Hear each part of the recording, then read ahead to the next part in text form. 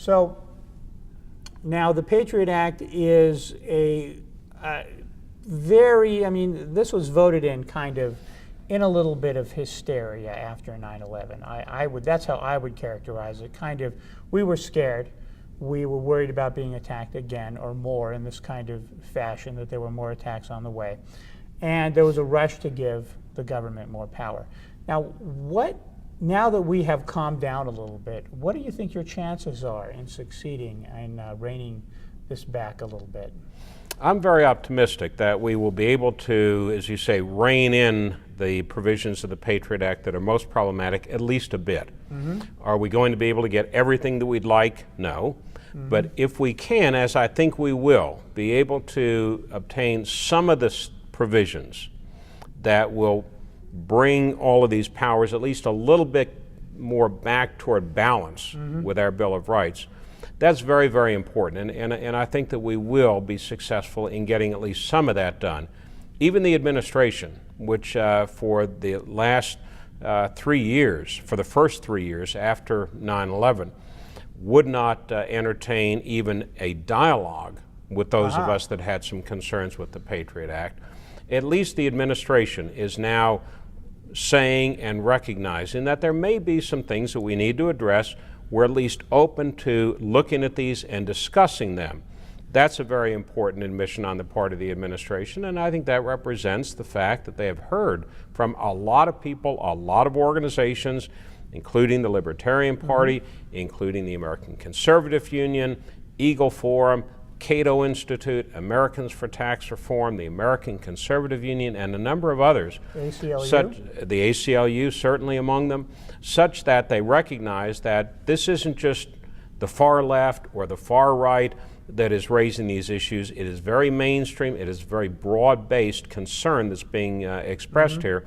Members of Congress are hearing it. Members of the Senate are hearing it.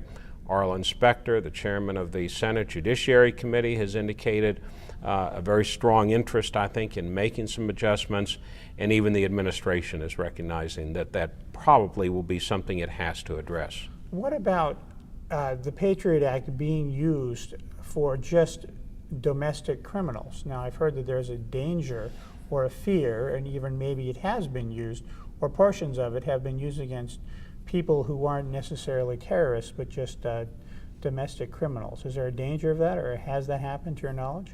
Both. It has happened already, and there's a danger that it will be used in those type of non-terrorist related cases with increasing frequency in the future if the government is able to withstand these challenges to the Patriot Act.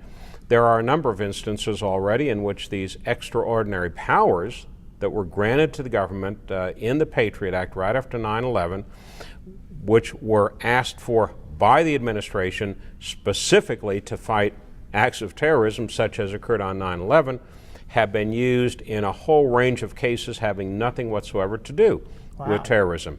Fraud cases, corruption cases, drug cases, and so forth. So this is also a concern that we have. So we're on that slippery slope of where this could just be the way law enforcement operates in the country. That is the danger. That's the slippery slope. As you say. Somebody else, I think Dave Keene, characterized it as mission creep. Mm-hmm. You give the government a very specific limited power for one very particular specific limited reason, and it just grows and grows and grows. Well, that's wonderful. I'd like to thank you very much. Mark, thank you for coming out. It's been wonderful having you on your show. If anyone would like any more information about your organization, it's called what? You have a website? Patriots to Restore Checks and Balances, and the website is checksandbalances.org. And the Libertarian Party website is www.lp.org, or you can give us a call at 1-800-ELECT-US, and we'll send you out a free packet of information. Thank you very much for coming out. It's been an honor to have you on the show. Thank you for being here and for letting me have this chance, and thank the Libertarian Party very much for helping in this very important effort. Thanks a lot. This has been an issue that has really galvanized a lot of libertarians. It's been very difficult to watch the Patriot Act go through. Have you communicated at all with Ron Paul on this issue? We have. He's a great champion, as you know, of these very issues. He understands them. He's not afraid to stand up in the Congress and advocate them. I've talked with Joe Seehusen in Washington for the Libertarian Party, our folks in Georgia with the Libertarian Party as well. And that's a very, very important part of this effort. The Libertarian Party, really unique among political movements and political organizations in this country, has the long-term credibility that comes with having worked these issues and understood them consistently for many, many years, so that when the Libertarian Party then steps forward and speaks about these particular manifestations of too much government power, people really do note it and listen to it. So the Libertarian Party being a part of this movement is extremely important. Well, thank you.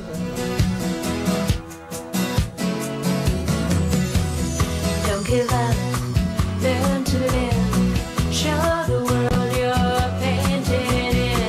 The colors there are so deep and rich. Who could resist this magical chill?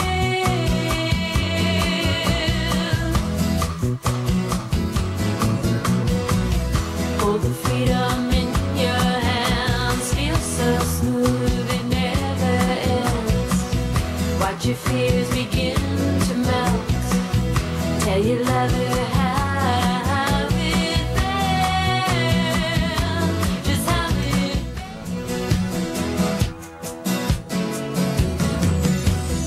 Don't give up, learn to live, show the world you're painted in. The colors there are so deep and rich. Who could resist this magical chill?